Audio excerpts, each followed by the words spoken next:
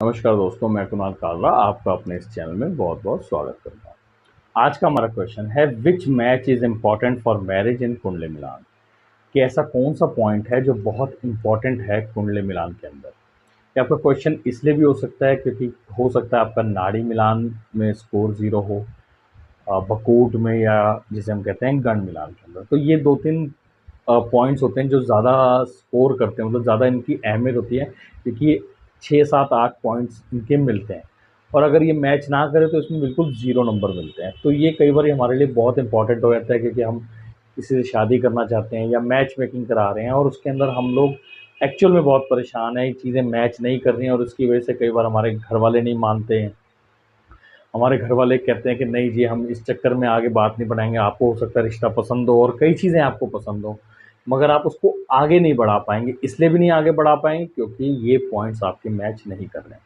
तो आपका पूछना ये सवाल कि कौन-सा मैच या कौन-सा पॉइंट इम्पोर्टेंट है, देखिए, नाड़ी, बखूट, गन के ऊपर तो मैंने और भी वीडियोज़ बनाए हुए हैं कि अगर ये मैच नहीं करे तो। इसके ऊपर अगर आप ऑनलाइन भी चेक करेंगे ना, तो आपको जी ये पॉइंट नहीं मिल रहा है, तो इसके ऊपर काफ़ी लंबी-लंबी स्पीचेज़ होंगी, जिसके साथ इनफैक्ट कई बार उनकी भी मैच मेकिंग ठीक नहीं होती। अगर वो सारे गुण मिलाने के बाद भी शादी करते हैं, और आपको भी पता है कि गुण मिलान के बाद जितनी भी शादियाँ हुई, अगर आप रिपोर्ट पढ़ेंगे तो 60 टू 70% फेल है। 60 टू 70% फेल हैं, जो ऑनलाइन मैच भी हो रहा है और ये जो हम गुण मिलान के हिसाब से कर रहे हैं, क्योंकि ये इन्फॉर्मेशन एक लिमिटेड इन्फॉर्मेशन है। इसके अंदर मैं आपको कुछ ऐसी चीज़ें बताऊँगा कि कौन-सा मैच आपको ध्यान से देखना है, तो आपको थोड़ा-सा आइडिया लग जाएगा। देखिए, आपको समझने की ज़रूरत है, ये जो हमारी 12 राशियाँ हैं, इन 12 राशियों के अंदर ये सिर्फ़ चंद्रमा के ऊपर, चंद्रमा के नक्षत्र के ऊपर से प्रेडिक्शन होती है, कि ये मैच जो हो रहा है वो चंद्रमा का नक्षत्र किस पे है, चंद्रमा का नक्षत्र किस राशि में है, किस नक्षत्र में है, कितने डिग्री पे है, तो वो मैच करना है। लड़का और लड़की के चंद्रमा के हिसाब से कर देते हैं। अब ध्यान से आप समझिएगा, इसके अंदर क्या होता है, ये चारों राशियाँ जिस पे बेस हैं, वो चीज़ को आप समझने की ज़रूरत है। चारों राशियाँ अगर बेस हैं तो किस पे हैं? एक हो गया हमारा फायरी, एक हो गया हमारा अर्दी, एक हो गया हमारा एरी, और एक हो गया हमारा वाटरी। ये 4 चीज़ों के ऊपर हमारी पूरी राशियाँ बेस हैं, और 3-3 राशियाँ इन सबको अलॉट हैं। जैसे फायरी को कौन-सी अलॉट है? फायरी को अलॉट है हमारी एरीज़, लियो और धनु। अगर हम बात करें अर्दी को, तो उसमें आ जाएगी हमारी सेकंड नंबर की राशि वृषभ, टॉरस, वर्गो, और आ गई हमारी अ, मकर। इसके बाद अगर हम वाटरी की बात करें तो इस पे आ गई हमारी कैंसर, कैंसर के बाद हमारी स्कॉर्पियो और मीन राशि, स्पाइसेस। फिर बात करें हम एरी की, तो हमारी आ गई जेमिनाई, लिब्रा और एक्वेरियस। तो ये राशियां सारी इस पे बटी हुई हैं। तो अब अगर इन राशियों को आप समझ लीजिए कि कौन से साइन किसके साथ कंपैटिबल हैं, तो आपको मैच मेकिंग आपकी खुद ही घर बैठे बहुत अच्छी हो जाएगी। समझने की ज़रूरत है।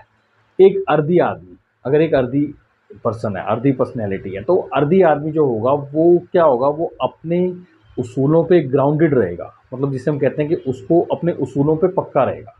उसको चलना है, अपने उसूलों पे चलना है, अपने हिसाब से चलना है, वो किसी की नहीं सुनेगा। जिसे हम कहते हैं ना, अर्धी मिट्टी की तरह है वो। उसको फिज़िकल चीज़ें ज़्यादा पसंद आनी है। जैसे उसको आप कहोगे प्रॉपर्टी, वो कहेगा प्रॉपर्टी देखूँगा, उसको समझूँगा, प्रॉपर्टी में उसका ज़्यादा इंटरेस्ट होगा कि भैया मुझे फिज़िकल चीज़ें। उसका खाना भी जो होगा वो अर्दीनेस होगा खाने के अंदर। जैसे रोटी, चपाती, अन्न ज़्यादा होगा उसके खाने के अंदर। तो उसकी जो बुद्धि होगी वो भी अर्दीनेस की तरह होगी। अर्दीनेस की बुद्धि का मतलब होगा कि जिसके अंदर कुछ जो पहले से फ़ीड हो गया है, वो फ़ीड रहेगा। अगर उसको बोला गया है कि ससुराल के अंदर आपको अपनी रिस्पेक्ट में रहना है, तो वो वैसा ही रहेगा। और उसको बोला गया है कि अगर उसने अपनी जो बहन बेटी के ससुराल में बहुत इज्जत देनी है, तो वो ऐसे ही रहेगा। तो कहने का मतलब है कि वो मिट्टी बैठी हुई है। समझ रहे हैं? वाटरी साइन के अंदर क्या होगा? वाटरी इमोशनल होगा। उसको हर चीज़ अच्छी-अच्छी करनी है, लोगों का अच्छा हो।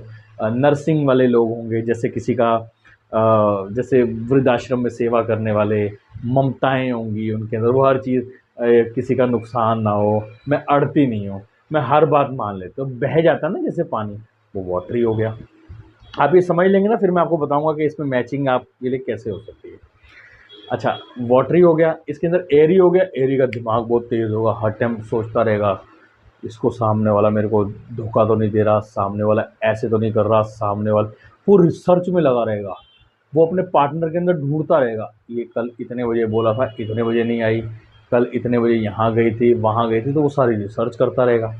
यही फायरी होगा तो फायरी कैसा होगा, फायरी कुछ बोलने की ज़रूरत है, वो एकदम से खुंदक गुस्से में आ जाएगा कि ऐसे है जी, ऐसी की तैसी, ऐसी मतलब जो भी है वो रिएक्ट करने में सबसे आगे होगा, रिस्क लेने में सबसे आगे होगा। इसमें बहुत डिटेल में जाते हैं, मगर मैं आपको अभी ऊपर-ऊपर समझा रहा हूँ क्योंकि आपका सवाल का जवाब जो मुझे देना है। तो ये चारों मैचिंग हो गए। अब इसके अंदर आपने देखना है कि परफेक्ट मैच क्या बनेगा। अर्धी आदमी के साथ वाटरी आदमी मिलेगा तो क्या होगा? अब मिट्टी के अंदर पानी मिलता है तो क्या बन जाता है? दलदल। और दलदल बन जाएगा। वो अर्धी को हमेशा वो रखेगा कि नहीं आप करो। फिर अर्धी उसके साथ, जिसे हम कहते हैं कि थोड़ा सा कंपैटिबल हो जाएगा, उसको एनर्जी मिलेगी, अर्धी से मिलेगी, क्योंकि वाटरी अगर लीड करेगा तो वाटरी आपको इमोशंस में आके आपकी सारी सेविंग्स खत्म कर सकता है, कुछ भी कर सकता है। उसके लिए अर्दीनेस बहुत ज़रूरी है, क्योंकि वो उसको बहा ना सके। जैसे ना पानी मिट्टी को एक लिमिट तक बहा के ले जाता है, मगर मिट्टी हिल नहीं पाती। तो कहने का मतलब है कि ये मैच एक तरह से ठीक रहेगा। इधर एयरी को फायरी चाहिए। क्यों एयरी को फायरी चाहिए? क्योंकि एयरी आदमी रिसर्च में लगा रहेगा, फायरी वाला जल्दी में होगा। वो कहेगा इतना मुझे सोचना नहीं है। क्योंकि अगर दोनों रिसर्चर मिल गए तो दोनों एक दूसरे पे शक की निगाह से देखेंगे। एक मैंने सीरियल भी देखा था, उसके अंदर देखा था मैंने, एक दूसरे पे शक कर रहे होते हैं। एक किसी को 7 बजे बुलाता है, दूसरा उसको कहता है मैं 7 बजे नहीं आऊँगा, क्योंकि 7 बजे ज़रूर मेरे लिए कोई प्लानिंग होगी। वो 8 बजे आएगा, तो वो 8 बजे आएगा तो पहले वाला शक करेगा कि मैंने 7 बुलाया था, ये 7 क्यों नहीं आया, 8 आया। तो वो दोनों रिसर्चर में रहेंगे। समझ रहे हैं आप मेरी बात को? अच्छा, अब अगर समझ लीजिए एरी और अर्दी मिल गए तो प्रॉब्लम वाली बात है। उसने उड़ना है, उसने ज़मीन के साथ रहना है। तो इसमें एरी और फायरी का मैच अच्छा हो जाएगा, अर्दी और वाटरी का मैच अच्छा हो जाएगा। इस हिसाब से राशियों में और कई चीज़ें देखी जाती हैं। अच्छा, ये साइंस की जो कंपैटिबिलिटी होती है, ये हम सिर्फ एस्ट्रोलॉजिकली नहीं, इसको हम न्यूमरोलॉजिकली भी देखते हैं और उसको हम पामिस्ट्री के थ्रू भी देखते हैं। तो ये सारी चीज़ें जब मैटर करती हैं तो उसके बाद बताया जाता है कौन सा पॉइंट। अगर आप अब देखिए, आपका सवाल था कौन सा पॉइंट, और मैंने शायद ज़्यादा ही बता दिया कि पॉइंट नहीं। हो सकता है आपको ठीक ना लगा हो कि मैंने आपको एक पॉइंट ना बता के बहुत सारी इन्फॉर्मेशन दे दी, मगर जितनी इन्फॉर्मेशन मेरे पास है मैं कोशिश करता हूँ कि सामने वाले को शेयर करके, ताकि वो एक पॉइंट पे बेस होके अपनी सुई ना अटका के रखे, अपने माइंड को खोले कि इसमें एक बहुत आगे तक आप सोच सकते हैं, बहुत आगे तक इसमें आप जा सकते हैं। तो ये थी कुछ इन्फॉर्मेशन। आशा करता हूँ मेरी दी गई जानकारी आपको ठीक लगी होगी। जल्दी एक नई वीडियो के साथ, तब तक के लिए नमस्कार।